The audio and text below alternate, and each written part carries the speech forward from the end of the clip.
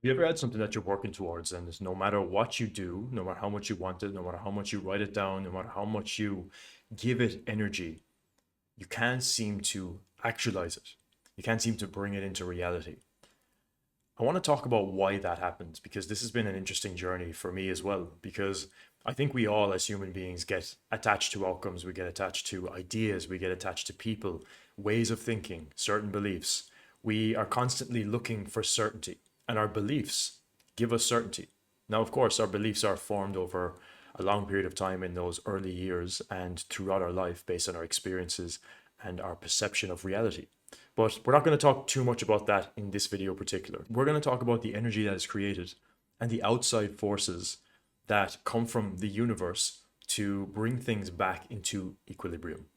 So, for context around this, everything in the universe is perfectly balanced, right? Let's look at nature as an example of this. You have the ebb and the flow of the ocean and the tide. It never stops, it's always in motion, and it's always coming and going, perfectly balanced, ebbing and flowing. Another way to look at this is the forest fires that happen sometimes in places like Australia. So as human beings, we tend to freak out and we're like, we need to stop all these forest fires. This is crazy. We need to, we kind of panic a little bit. But it's just nature's way of keeping balance because the small forest fires that happen that, they're not catastrophic, they're small little fires, they're there to clear the debris from the forest floor so that when it gets to the season where there's more wind and there's more motion in the air, that debris doesn't rise up and catch fire, which would cause a massive catastrophe, which would probably wipe out far more than what a small fire would. So, this is again nature's way of keeping balance. The same way that we breathe in oxygen, but we breathe out carbon dioxide. Trees give us oxygen to breathe in, and they take in carbon dioxide so they can grow. So it's like everything is in balance. So, with all of this in mind, when we understand that, we can understand more about universal principles. And with all of this and everything that we talk about in this channel, like what we're really aiming to do is work in harmony with nature. Because when we go against nature, we go against our own essence and we disrupt the flow of the universe. And when the universe is flowing and nature's flowing and everything's just kind of working, right? If you think about everything, it's just all happening. There's no effort involved. It's all just happening. When we try to interrupt that by getting attached or creating excess energy around needing a certain thing to be a certain way and trying to control things, we disrupt the flow of the universe. We disrupt nature's way, which is perfect harmony and perfect balance.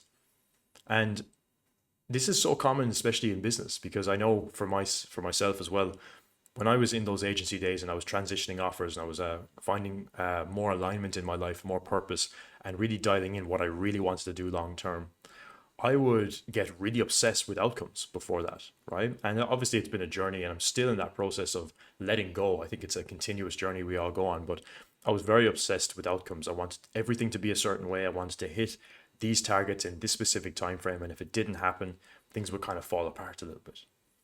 Now, what I found was that to be able to navigate that transition, I had to understand what was happening around me in terms of the energy that I was creating. Now, let me break this down and what this means because when we get attached to outcomes or things being a certain way, we create what's called excess potential. And excess potential is basically when there's a universal force that puts resistance or challenges in front of, let's say, you or me or anybody who creates this energy, puts that in front of them so that it can bring things back into equilibrium. Because when you place excess importance on something, you immediately put it on a pedestal. And when you put things on a pedestal, you have to lower yourself in the process. Because, for example, let's bring it back to the law of polarity, right? This means that everything has an equal and opposite. There's hot, there's cold, positive, negative, up, down, and we wouldn't know one without the other. We have to have both to be able to contrast them. They're both, in relativity with each other. So that being said, when we put something on a pedestal and we put excess importance on a person, a place, a thing, or anything at all, even could just be a way of thinking, we put it on a pedestal, which means that it is in the positive. So we have to be the negative in that case. So that's one way to look at it. Another way to look at it is when we have this thing that's on a pedestal, or we're overthinking about it and we're needing it, and we feel like we'll only be complete when we have this thing, or we attain this thing, or we achieve this thing, that's bringing the universe out of balance, because you're placing excess importance on something that has no importance whatsoever, because everything is neutral until we give it meaning, right?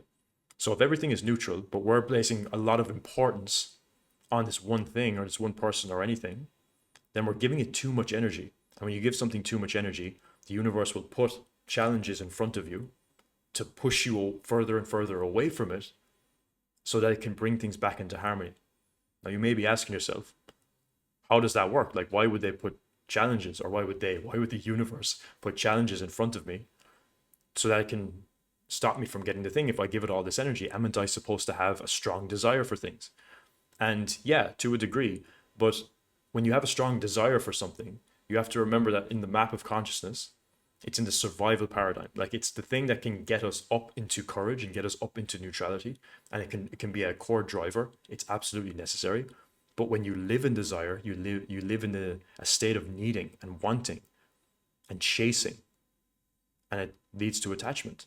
So this energy that is created around you is presented to you in forms of challenges, so that you keep hitting the wall of challenge, and you eventually, think about this for a second, you eventually get to a point where you're like, let it go. I don't even care anymore. I don't even care anymore. Then it happens. Balance. Things are brought back into equilibrium in that moment, which is the really fascinating thing about this, because we think that, okay, well, if I keep thinking about this thing and I keep wanting it and I keep, placing all this importance on it, I only focus on that, then I would get there faster. And it's just not the case. Like, there's universal principles in place that govern the universe and how things work, and we can't just ignore those things. And it all ties back to these forces that are presenting themselves as challenges and resistance are there to bring us back into learning the lesson that attachment is not something that's going to serve us. It's to release all attachment. It's to let go. It's to let go and let things flow. That's the lesson there. And we're here to learn lessons. So how do you navigate this? Because the only real way to remove creating this excess energy is to have a clear intention of what you're doing. So for example, if you go and you buy a book, or you want to buy a book, you have the thought in your mind that you want to buy a book. Now, you can sit around all day thinking about the book, and you can create all this excess energy and excess potential around thinking about maybe getting the book and how you're going to get the book and where you're going to get the book. And you sit around, you think about it all the time, and you're creating this excess importance on a book. Okay? It's a very simple example, but you're creating this excess energy around it, when you could just get up and go and get the book. When you do that, you have a clear intention that this is the book I'm going to buy, I'm going to get it, I'm going to bring it back, I'm going to read it. It's a clear intention. You just go, you think about it, and you execute as fast as possible. That removes any excess potential. Okay? And it's the same thing if you were going to go and approach a woman, for example. Okay? So let's say we're going to go and approach a woman, and you see her, and then you start thinking about what you're going to say, and then you get stuck in your mind, and then you get all this like kind of weird feelings within yourself because you're nervous about going up and you're trying to overcomplicate the whole process. You're creating excess energy, you're creating excess resistance between the two of you, which means that it's now going to unfold in a way that's probably not the most desirable. It's going to have these kind of awkward moments. It's going to manifest as feeling awkward within the conversation, and all these things can just kind of snowball after a while. Whereas if you just went and you see the person and then you go and you execute without thinking about it, you just go and you get the outcome, right? You have the conversation. So we can look at this the same way when it comes to our goals, when it comes to the goals that we've set, whether they're financial, or we want to build a certain business, or we want to achieve a certain milestone, whatever the case is. Setting a clear intention is all you need to do. And intention is not necessarily the same as goals. Like on this channel, I talk all about intentions. Goals are like milestones, but intentions is like you fully intend that this is where you're going, this is what you're doing, and it's clear, it's concise, and it's just, you just focus on executing that, and you have one core intention that you're moving towards, which could be a long-term vision, it could be a shorter-term vision. And it's like the way I like to put it is like in an affirmation format, where you have this one affirmation that you say to yourself daily. Like, I am, for example, I am consistently magnetizing X, Y, and Z, and you add, a couple of things onto it there as well, just to remind yourself of that mantra daily. That's something I like to do. Remind myself of my clear intention. So anything that is not that intention, it gets filtered out automatically. So I just focus on executing on that, but I don't get attached to it. I don't care when it happens. I just know that it's already done. It's already done. And I have full confidence that it is already done. I'm not trying to make it happen. I'm not hoping it happens. It's already done. It's just a matter of execution. And I'm enjoying the process. And I think a lot of that comes from being in alignment with what you feel like you should be doing in this world, and having something you're working on that you're excited about. I think that's a big part of it as well as like going through the journey of just cultivating discipline and focus and things like that within that alignment that you find yourself working on.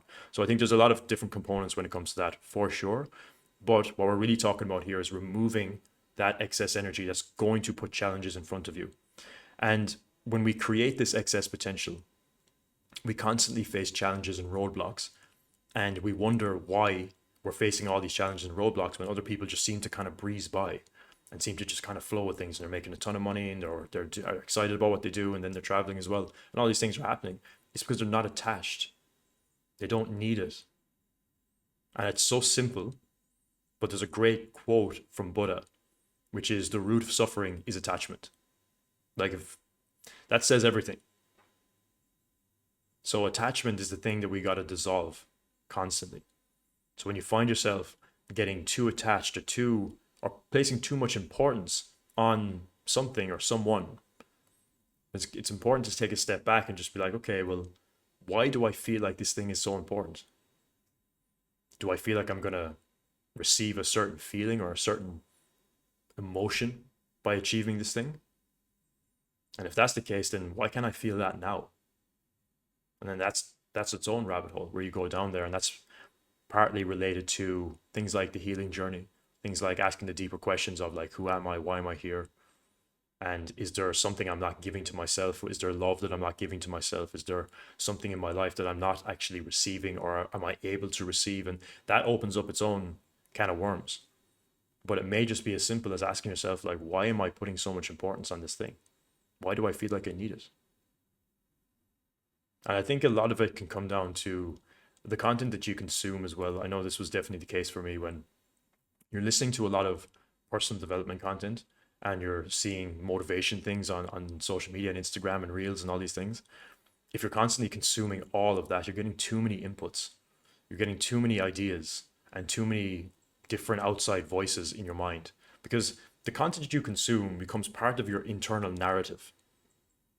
Very important to only pick 1 to 3 people who you are feeling connected to, who are reliable sources, who practice what they preach, and who go out there and they give good information that's potent, that you can apply into your life. Remove everything else. There's a lot of fluff, a lot of bullshit out there. I like to keep this channel no bullshit. I talk about things that I've done. I talk about things that I implement. I talk about things that have worked for me. And there's a couple of themes that I talk about that are very similar. And it always comes back to the foundational things, because you don't need more than that. Even inside of my one-to-one coaching and the program that I have, it's so simple. We have 3 protocols and clients get amazing results. I don't need a million different things.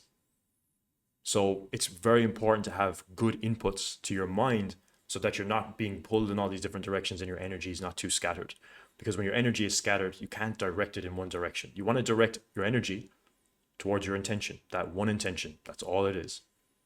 And then you focus on removing attachment throughout the journey. Focus on the art of becoming and loving that process of who you're becoming. That's really what it's all about. And when you can bring yourself back into awareness of, okay, my attention is now focused on the outcome. How can I bring myself back to the moment? How can I look around and look at the trees? How can I look around and appreciate the life that I do have? And to think about the vision that I'm building for myself and what my family's going to look like, where they're going to be living, what they're going to be doing, what we're going to be doing together, and thinking about how right now everything that you're doing is just a stepping stone towards that. So be right here, right now. Embrace the moment. Drink plenty of water. Eat healthy food. Build your body. Do all of those things that give you that satisfaction in the moment of, I'm on that journey and I'm having fun doing it. Like I'm getting ready to head over to LA later on today, where I'm going to be doing a stint in LA, going to a mastermind, and also doing a trip to Mexico and Tulum, and also in Medellin in Colombia. So I'm excited. And it was a couple of years ago where I used to write down these things in a journal, and I just knew that it was going to happen. I just knew that eventually I would get to the point where I would be able to do a lot of different things traveling, and then I would have like, monthly recurring revenue, and business would be doing really well. And it took some time for sure, but I really did everything I could in those beginning stages to bring my awareness back into the present moment. Like when I was fully writing those things down, I would be fully present with that. And I would see where it would go in my mind, and I would just let that wander. But I would always bring myself back into the process. And yeah, it was a struggle sometimes for sure, because we have to be able to reduce that energy, that excess potential that we're creating. But it really does allow us to be fully here right now and enjoy the challenges that may be arising for you right now, because they're shaping you into a whole new version of yourself. And everything that we experience, all the challenges, are directly related to the things that we need to learn and to go through to become who we need to be. So it's all perfect. It's all perfect. And as long as you align yourself with that intention, you get clear on what that is, and you get clear on what that vision looks like, you'll move in the right direction. And then it's about really just enjoying the process, like really, because it's when you arrive somewhere, you hit a milestone. It's good for a little bit, but you're just thinking about the next thing then. So are you just gonna wait to be happy when you arrive at the thing for a couple of minutes, and then you're gonna set a new goal, and then you're gonna be in that place of misery until you achieve the next thing? It's just like life is here to be lived, man. A great life is a series of great days. So a big thing that I focus on is bringing my attention back to how can I focus on today being an epic day. Surround myself with great people. Have deep, focused work where I'm moving things forward, focus on the highest priority things. But I also have fun. I meet friends. I go for nice dinners. I go to the gym. I work on my body. I walk on the beach. I do running. I do anything I can to go out and maybe do a trip or just do some fun things. Because when I look back, when I'm 80 or 90 years old, and I'm reflecting on the success that I've achieved and the business I've built and the people I've helped and all those things, I don't want to be thinking about, oh, well, I wish I just had more time to go off and to spend time with friends or to build relationships, because now I'm alone because I didn't have community. That's something that went through my mind a couple of years ago, and I was like, I don't want to live like that. So when you start to go around and do more things within life, like you experience more of life, like you move to a place where you can build a community, and you can you can have good people around you, and you can be in a place where you can optimize your health and optimize your fitness, and you can enjoy that process as well, and you can work on your business, you can be focused, and you can do these things simultaneously. Then you create a really great life for yourself. And then that is how you really detach from everything, because now you're enjoying life.